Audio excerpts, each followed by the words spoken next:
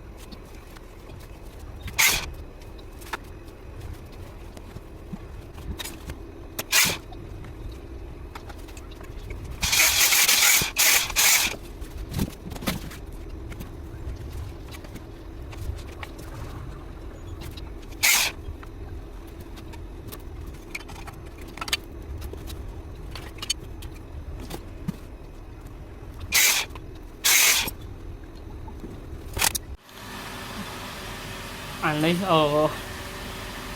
តហើយសលេងលឺដើរអត់លឺសូរសំឡេងទឹកសោះនេះ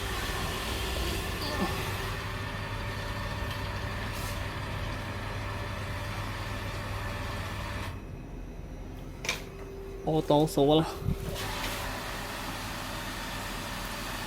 ហើយដាក់កុងតាក់ឲ្យគាត់ហ្មងទៅដោយសារតែ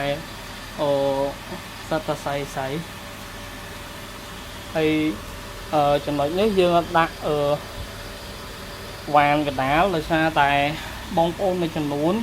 ជាពិសេសបងប្អូនស្រីគាត់អត់ចេះហាប្រើវ៉ានកដាលហ្នឹងគឺគាត់ចេះតែបើកទៅគាត់អត់ដឹងថាវ៉ានកដាលហ្នឹងទួនាទីធ្វើអីវ៉ានចំហៀងទួនាទីធ្វើអីធ្វើឲ្យ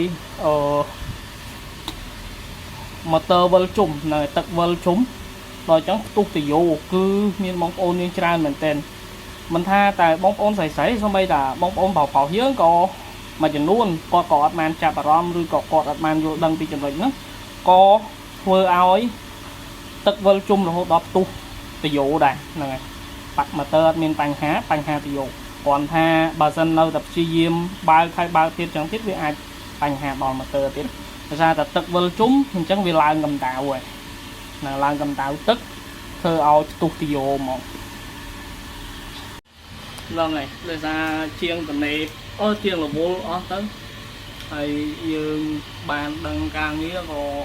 មកតឡើងខ្លួនឯងមកទៅជាងរវល់អស់ហ្នឹងហើយ